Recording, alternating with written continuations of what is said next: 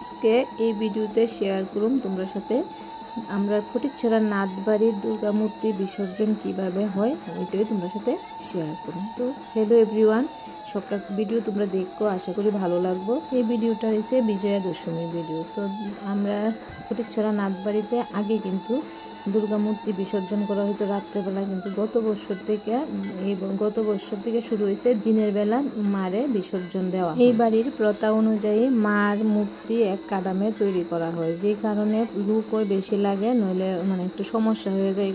তো তার লেগে রাত্রেবেলা নিতে একটু সমস্যা। তো 2 বছর ধরে প্ল্যান করছে কাকু তারা যে মূর্তি দিনের বেলায় মারে বিসর্জন দেওয়া হইব। তো এদিকে দেখো মারে কিন্তু ঘর থেকে বার করা হয়েছে, সবাই জোগাড় দিতেছে, সবাই মিল্লা জোগাড় দেওয়া হইতেছে, এদিকে ডাক বাজাইতেছে।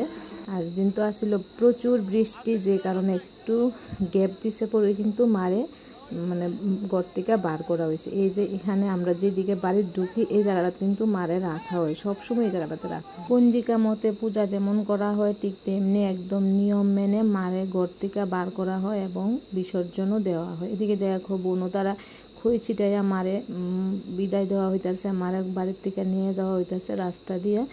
আর এই জায়গাটা একদম সাংঘাতিক কষ্ট লাগে মারে যখন বাড়ির থেকে বিদায় দেওয়া হয়। একটা বছরের অপেক্ষা 5টা দিন আমরা অনেক আনন্দ করি, কিন্তু মা যখন জায়গা তখন খুবই কষ্ট হয়। আর এবার কিন্তু আমরা দ্বীপও কিন্তু কলাবু নিয়ে যাইতেছে। আর এই যে দেখো পুকুর পাড় দিয়ে মারে নিয়ে যাওয়া হইতেছে, ওই রাস্তাটা দিয়ে সেটা একদম সবসময় মনে হয় যেন মা এদিকে আসে।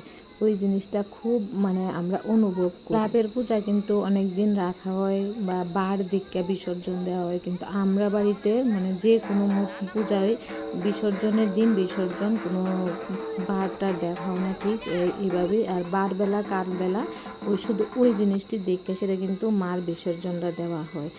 আর এই যে দুর্গা মণ্ডপের মধ্যে মারে 5টা দিন রাখে। আর প্রত্যেকটা সময় আমরা কিন্তু শুধু আমি না, প্রত্যেকটা মানুষ আমরা মা আছে দুর্গা মণ্ডপে, ওইটা কিন্তু আমরা সবসময় অনুভব করি। এই যে দেখো মারে কিন্তু বিসর্জন দেওয়া হয়েছে, সবাই মিল্লা বিসর্জনের পরে কিন্তু আবার একটা গান করা হয়। আর একটা বছরের অপেক্ষা, আবার মা আইব, আমরা ওই অপেক্ষায় থাকি।